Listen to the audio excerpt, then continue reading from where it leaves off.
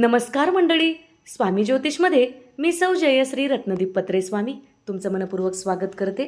तर मंडळी, आपण आजच्या व्हिडिओत अक्षय तृतीयेच्या दिवशी स्वयंपाकघरातील या 4 डब्यामध्ये या वस्तू ठेवल्यामुळे लक्ष्मीचा अखंड आशीर्वाद आपणास प्राप्त होतो. अक्षय तृतीयेला लक्ष्मीचे पूजन आपण करतोच, पण ती कायमस्वरूपी आपल्याकडे स्थिर राहावी यासाठी काही उपाय करावे लागतात. 2026 अक्षय तृतीये दिवशी स्वयंपाकघरातील या 4 डब्यामध्ये या वस्तू जर ठेवत असाल तर अखंड लक्ष्मीचा आशीर्वाद आपणास प्राप्त होतो. हिंदू पंचांगानुसार यावर्षी अक्षय तृतीया 19 एप्रिल 2026 रोजी आहे.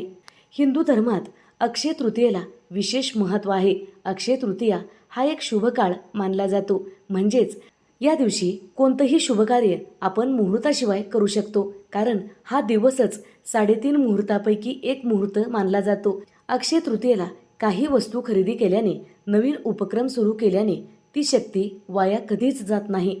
शास्त्रानुसार या दिवशी देवी लक्ष्मी, भगवान विष्णू आणि भगवान कुबेर यांच्या पूजेला विशेष महत्त्व आहे.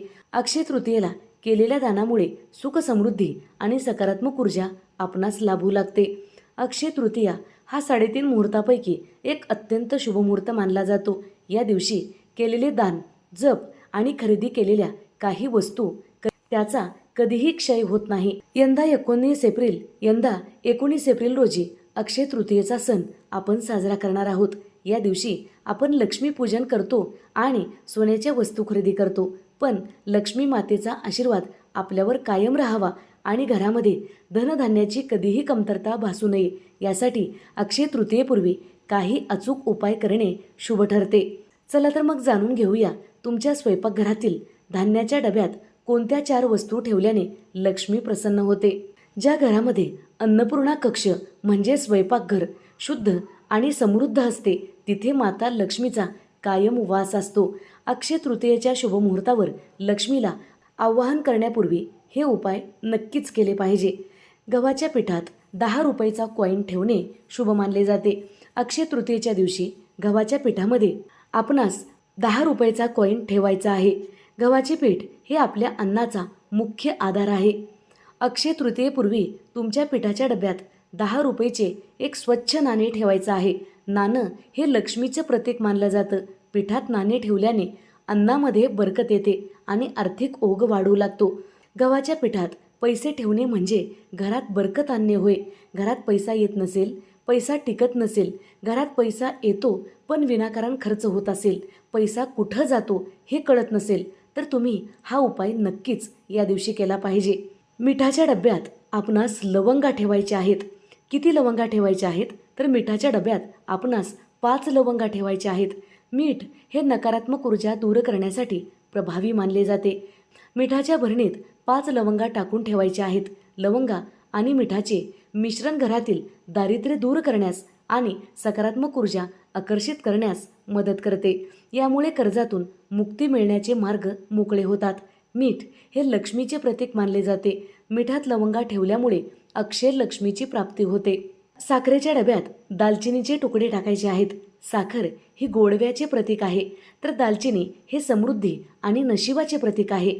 साखरेच्या डब्यात दालचिनीचे 2-3 तुकडे टाकायचे आहेत. यामुळे कुटुंबातील सदस्यामध्ये प्रेम कायम राहते आणि उत्पन्नाचे नवीन स्रोत निर्माण होतात. साखर हे शुक्र ग्रहाचे प्रतीक आहे आणि दालचिनी हे सुद्धा शुक्र ग्रहाचेच प्रतीक आहे. हे दोन्ही एकत्र आल्यामुळे आपल्या घरात कधीही वादविवाद होत नाही, भांडण होत नाही. पती पत्नीमध्ये कायम प्रेम टिकून राहते आणि घरात कायम लक्ष्मीचा निवास राहतो. घरात एकोपा कायम टिकून राहतो. त्याचबरोबर लक्ष्मीचा अखंड निवास आपल्या घरात होतो. तांदळाच्या डब्यात आपणास 2 हळकुंड टाकायचे आहे. तांदूळ, अक्षता हे मांगल्याचे प्रतीक मानले जाते, तर हळद हे विष्णू आणि लक्ष्मीला अत्यंत प्रिय आहे. तांदळाच्या डब्यात 2 अख्खे हळकुंड ठेवायचे आहे.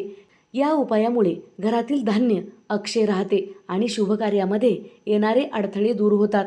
तांदळावर चंद्राचा प्रभाव आहे, तर हळकुंडावर गुरुग्रहाचा प्रभाव आहे आणि हे दोन्ही ग्रह एकत्र आले की गजकेसरी राजयोग तयार होतो आणि हा राजयोग आपल्या घरासाठी, आपल्या घरातील लोकांसाठी अत्यंत शुभ आणि समृद्धीपूर्वक मानला जातो.